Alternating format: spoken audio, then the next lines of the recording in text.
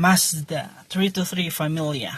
Ayun, magandang araw po. Ayun, may problema ka ba sa sasakyan mo, auto mo, lalo na paggastos ng oil?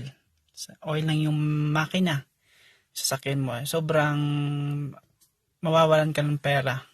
Maubusan yung pocket money mo, maubusan yung wallet mo dahil sa kakabili ng oil, kaladagdag ng oil.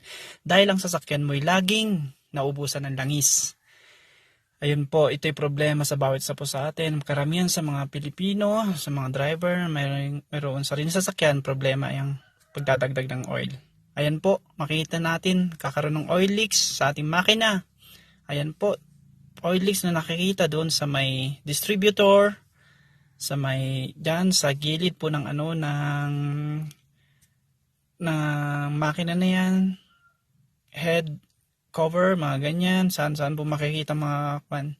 Ano pong sanhi nito? Nakakapag-cause din po siya ng maitim na usok, marami pong usok sa ating sasakyan auto.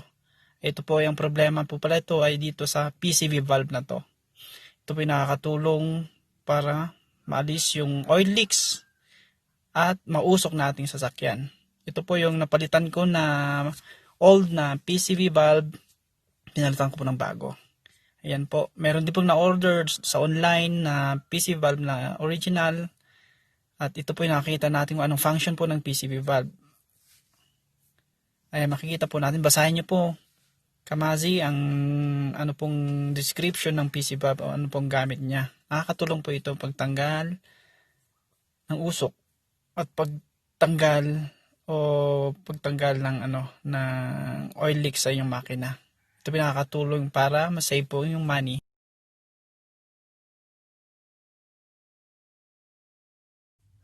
Ayun guys, napanood nyo po yung short na explanation na sa aking Mazda kung bakit po maaksaya sa langis ang makina, lalo na pag malabas po kami, may nabibiyahe. Tapos pagtingin ko sa may makina niya, ang daming tumatagas na langis doon po sa makina. Ayun, kung saan po siya lumalabas, sa distributor, sa gilid ng sa cylinder head cap, o saan siya lumalabas ang oil, marami kang makikita. Syempre, pagtingin mo sa may dipstick mo, makikita mo, bawas na naman, problema ka doon, dadagdagan mo na naman ng oil, diba? Dadagdagan mo na naman siya. Pag ubos na yung oil mo, bibili ka na naman. Panibagong gastos po mga kamazi. Panibagong gastos yan, dagdag at saka perwisyo sa ating paglalakbay, sa magandang paglalakbay natin dito sa ating sasakyan.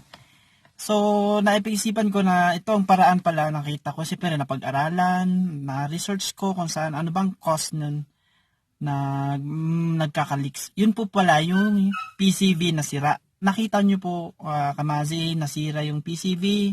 Pinalitan ko po siya ng bago. Bumili pa ako ng bagong PCV valve. At yun po ay nilinisan ko na rin yung loob-loob niyan sa may head ng cylinder head cover. Ang dami pong dumi, ang dami pong mga deposits ng carbon deposits doon sa loob. Kung ano pong meron doon, nilinisan ko po na yan. Nung daanan po ng PCV, yung pinagkapitan po ng PCV valve. Ayun. Ano ba yung PCV valve na? Yun yung tinatawag na passive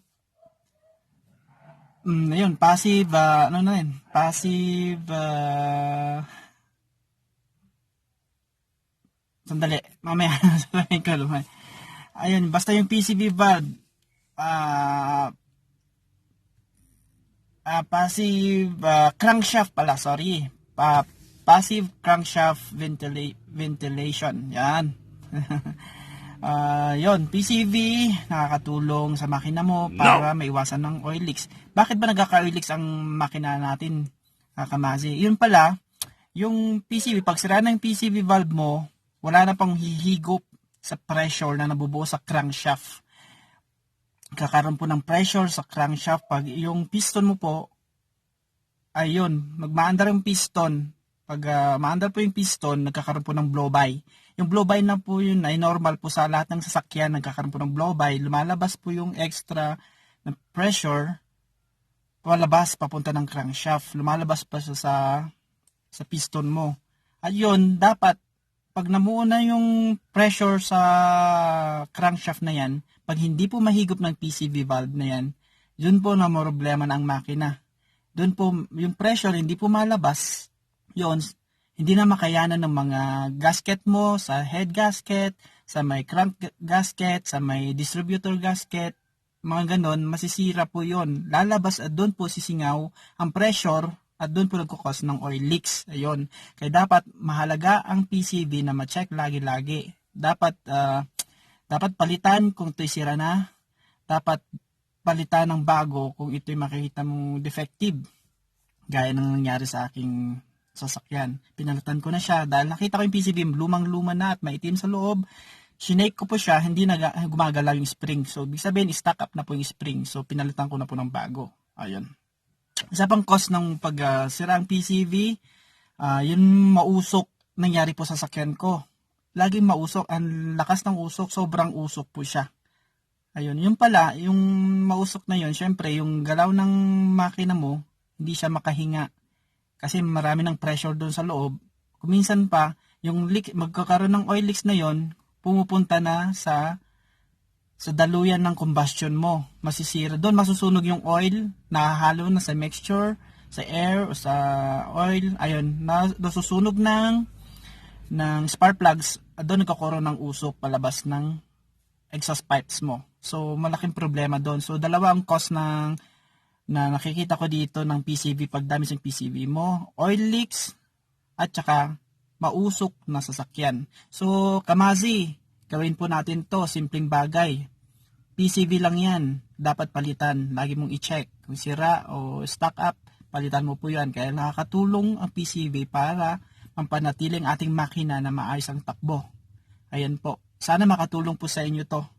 At simpleng bagay, DIY lang para sa atin. Hindi po tayo bihasang mekaniko. Hindi po ako mekaniko. Kumbaga, sarili ko lang, DIY lang lagi dito sa sasakyan ko na to na second hand na nabili. At sana makakatulong din po sa inyo ito. Para maging masaya ang buhay. Salamat po. Huwag mo kalimutan mag-subscribe at follow me sa aking YouTube channel. Maraming salamat po. More power at maligayang paglalakbay.